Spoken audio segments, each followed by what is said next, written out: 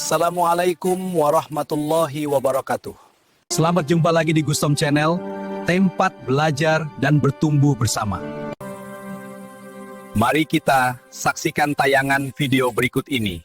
Jika manusia berpaling dari Allah ketika diturunkan hukum-hukumnya, berarti matinya agama dalam dirinya, binasanya tauhid, musnahnya keridoan dan keikhlasan. Sedangkan hati orang mukmin tidak mengetahui mengapa dan bagaimana hendak melawan dorongan hawa nafsunya. Semua nafsu itu harus dilawan. Barang siapa yang ingin memperbaiki dirinya, maka hendaklah dia berlatih untuk memerangi hawa nafsunya, sehingga bebas daripada cengkraman kejahatan dan pengaruh nafsu, karena seluruh nafsu itu mengajak kepada kejahatan. Apabila kita mampu melatih dan menundukkan nafsumu, maka seluruh hawa nafsu itu akan menjadi baik. Sehingga jadilah hawa nafsu menurut kepada ketaatan dan meninggalkan semua kejahatan dan kedurhakaan. Ketika jiwanya telah tenang, datanglah kepadanya berbagai jenis makhluk yang menawarkan bantuan dan pertolongan. Allah memberi pertolongan kepada orang yang sabar dan bersamanya di dunia tanpa batas. Sementara di akhirat pula, ia akan dianugerahkan dengan kenikmatan tanpa batasan, dengan pertolongan dan harapan. Bersabar bersama Allah. Ingatlah kepada Allah, dan janganlah kamu lalai daripada mengingatnya. Janganlah kamu baru sadar setelah mati, karena kesadaran ketika itu sudah tidak bermanfaat lagi. Tetapi ingatlah kepada Allah sebelum datangnya kematian. Memperbaiki hati itu hanya dapat dilakukan dengan takwa, tawakal kepadanya, mengesahkannya, dan berlaku ikhlas dalam setiap amalan yang dilakukan semata-mata karena Allah. Tanpa itu semua, maka hati akan rusak. Sibukkan anggota tubuh dengan ketaatan kepada Allah, dan hati dengan makrifat kepada Allah. Jika kamu mengharapkan agar Allah sentiasa memandang kepadamu, maka sibukkanlah dirimu dengan melakukan ketaatan kepadanya, bersabar bersamanya, ridha dengan semua ketentuannya terhadap dirimu dan orang-orang selain kamu. Nasihatilah dirimu sendiri lebih dahulu sebelum kamu menasihati orang lain. Adalah penting sekali bagimu menahan diri atau melawan kehendak nafsumu. Dan janganlah engkau berlebih-lebihan menasihati orang lain, sedangkan dalam dirimu sendiri masih berada dalam sesuatu yang perlu kamu perbaiki. Bagaimana membersihkan orang lain, sedangkan engkau buta? Bagaimana mungkin seorang buta dapat membimbing orang lain, sedangkan orang yang membimbing itu harusnya melihat? Orang yang dapat menyelamatkan orang lain daripada lautan adalah seorang perenang yang mahir, dan yang dapat membawa orang lain kepada Allah hanyalah orang yang kenal kepadanya. Karena perbuatan ini tidak dapat dilakukan dengan kebodohan yang menyelimuti jiwa. Tiada alasan tentang tindakanmu terhadap Allah, melainkan mencintainya dan beramal untuknya, bukan untuk yang orang lain. Takut kepadanya, bukan kepada selain Allah. Semuanya ini dilakukan dengan hati, bukan dengan lidah. Semuanya ini dilakukan di dalam kesunyian, bukan di dalam kesibukan dan keramaian. Apabila tauhid berada di ambang pintu rumah, sedangkan syirik berada di dalamnya, maka itu namanya munafik. Dirimu mengaku sebagai hamba Allah, sementara ketaatan kamu engkau berikan kepada selain Allah. Sekiranya kamu benar-benar hamba Allah, maka kamu akan kembali kepada Allah dan berpihak kepada Allah. Niscaya kamu akan bermusuhan karena Allah dan berkasih-kasihan karena Allah. Buanglah syirik dari dalam jiwamu dan esakanlah Allah yang hak. Dia adalah Maha Pencipta segala sesuatu, dan semuanya berada di dalam tangan Allah dan kekuasaan Allah. Wahai orang yang menuntut segala sesuatu selain kepada Allah, apakah kamu tidak berakal? Tidakkah kamu tahu bahwa segala sesuatunya itu berada di dalam genggaman Allah? Tidurlah, kamu di bawah naungan takdir. Berbantalah engkau dengan kesabaran.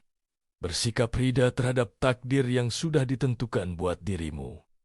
Beribadahlah engkau dengan selalu menanti dan mengharapkan kebahagiaan. Apabila engkau benar-benar telah berbuat demikian, maka Zat yang Maha Kuasa akan mencucurkan semua anugerah Allah dan mengurniakan semua nikmat Allah kepadamu di luar yang pernah engkau cari dan engkau dambakan. Hina dan rendahkanlah dirimu kepada Allah, kepada kekuasaan Allah, kepada takdir dan perbuatannya. Kita tundukkan lahir dan batin kita kepadanya. Kita sesuaikan diri kita dengan kudrat kita dan jalani liku-liku hidup ini. Karena takdir itu adalah ibarat utusan lahi kepada makhluk Allah.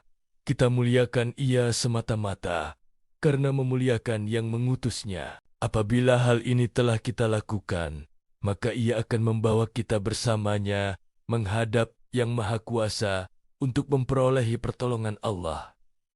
Kita akan memperolehi numan daripada lautan ilmu Allah dan makanan daripada limpahan anugerahnya, merasa tenang dengan ketenangannya, serta mendapat perlindungan daripada belayan rahmatnya. Peliharalah ketakwaanmu, peliharalah kaidah syariat, peliharalah semangat untuk selalu melawan godaan hawa nafsu, syaitan, dan sahabatmu yang jahat. Seorang mukmin sentiasa berperang dengan mereka.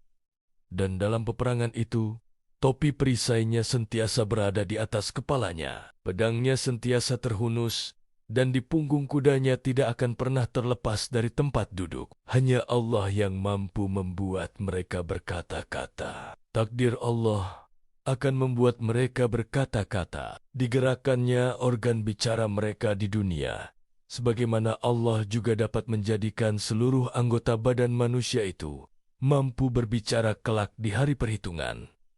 Kerana Allah memberi kemampuan kepada mereka untuk berkata-kata, sebagaimana Dia juga mampu membuat benda-benda yang lain itu mampu berkata-kata. Apabila Allah mewafatkan para nabi dan rasul itu, maka dijadikannya ulama yang mampu berbicara dengan ilmu mereka. Lantas dijadikannya mereka berbicara kepada mereka dengan kata-kata yang mengandung kemaslahatan bagi semua makhluk sebagai ganti atau pewaris daripada para nabi dan rasul. Wahai orang-orang yang sudah menerima nikmat Allah, wahai makhluk yang memandang bahwa nikmat itu berasal daripada selainnya. Suatu ketika kamu berpendapat bahwa nikmat itu datangnya daripada selain Allah, manakala pada ketika lain kamu berkeyakinan bahwa nikmat itu datang daripada hasil usahamu sendiri. Seakan-akan kamu sendiri yang menciptakan nikmat itu, dan pandanganmu sentiasa menuju kepada yang tidak ada padamu, atau kepada apa yang berada di tangan orang lain. Bahkan pada suatu ketika pula, kamu menggunakan nikmat itu sebagai pendukung melakukan kemaksiatan kepada Allah. Dalam kesunyianmu, diperlukan suatu tindakan pencegahan. Kamu memerlukan kewaraan yang akan mengangkat kamu daripada lembah kemaksiatan dan kesalahan. Dan kamu memerlukan pengawasan yang akan mengingatkan kamu akan pandangan Zat yang Maha Hak terhadap dirimu. Kamu adalah orang yang sangat memerlukan hal ini bersamamu di dalam waktu sunyimu, dan dalam masa yang sama, kamu juga memerlukannya untuk memerangi hawa nafsu dan syaitan. Hancurnya kebanyakan manusia karena mereka sentiasa melakukan kesalahan dan kemaksiatan. Hancurnya orang-orang zuhud adalah kerana mereka mempunyai keinginan untuk bersenang-senang dengan menurut kehendak syahwatnya. Wahai orang-orang yang berharap kepada Maharaja, marilah kita ketuk entu Maharaja. Bersegeralah kamu kepadanya dengan langkah hati kamu, dengan langkah takwa dan tauhid kamu, makrifat dan kewaraan kamu yang tinggi, kezuhudan kamu di dunia, di akhirat, dan di dalam sesuatu selain daripada yang berkaitan ekara langsung dengan Tuhanmu. Jauhkanlah dari hawa dan nafsumu. Jadikanlah ia laksana bumi yang berada di bawah tapak kaki manusia, atau laksana debu di tangan-tangan mereka. Sesungguhnya Allah yang Maha Hak mengeluarkan yang hidup daripada yang mati, dan mengeluarkan yang mati daripada yang hidup. Orang mukmin adalah makhluk yang hidup, sedangkan orang kafir adalah makhluk yang mati. Orang yang mengesahkan Allah adalah orang yang hidup, dan orang yang mempersekutukannya adalah orang yang mati. Hawa nafsu, hendaklah engkau yang mengendalikannya, jangan sampai dia yang mengendalikanmu. Nafsu itu tidak ubahnya bagaikan anak kecil yang belum mempunyai akal. Bagaimana engkau mesti belajar kepada anak-anak dan menerima sesuatu daripadanya. Adapun setan, ia adalah musuhmu dan musuh bapamu, Adam. Bagaimana engkau hendak bersandar kepadanya, sedangkan antara engkau dengannya terdapat permusuhan turun-temurun, dendam yang sudah berakar pada kedua belah pihak. Janganlah engkau berlindung kepadanya, engkau tidak akan aman daripada mereka, kerana ia telah memerangi ayah dan ibumu, Adam dan Hawa dahulu kala. Sekiranya ia memperolehi peluang, maka ia akan membunuh jiwamu, sebagaimana ia telah melakukan hal itu kepada ayah dan ibumu, Adam dan Hawa. Oleh itu, jadikanlah takwa sebagai senjatamu. Manakala tauhid atau mengesahkan Allah, takut kepadanya.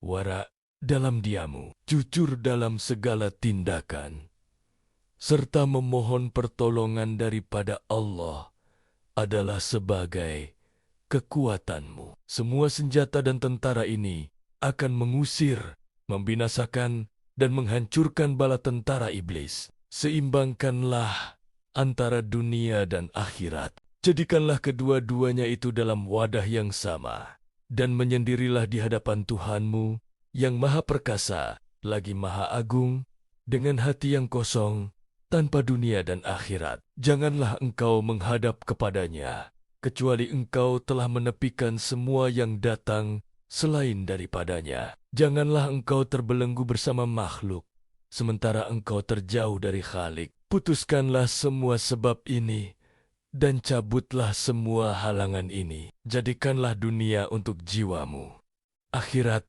untuk hatimu, dan Tuhan untuk batinmu. Janganlah engkau bersama dengan hawa dan nafsu, baik di dunia maupun di akhirat, dan janganlah engkau taat kecuali kepada zat yang hak.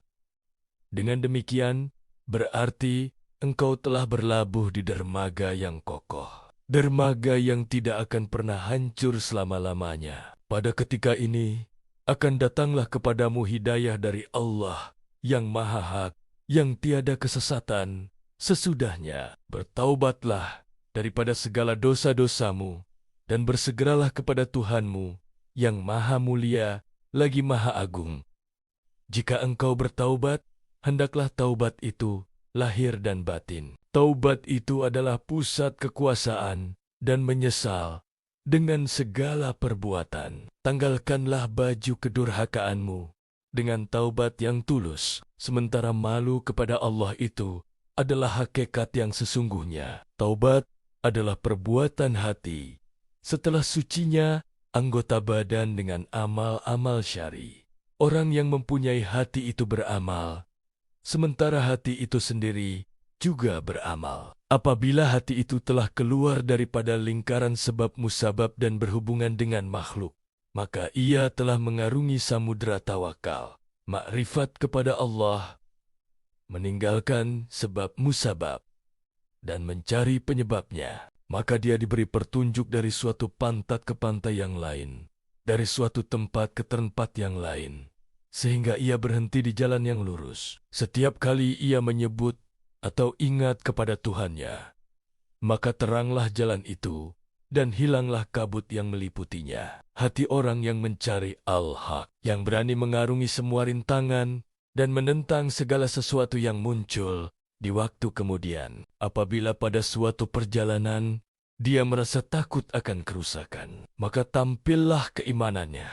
Kemudian, keimanan itu menimbulkan keberanian di dalam dirinya, dan api kekhawatiran serta ketakutan akan padam dengan sendirinya. Sebagai gantinya, akan datanglah cahaya yang terang benderang, cahaya ketentraman dan kebahagiaan yang lahir daripada hasil takarubnya kepada Allah.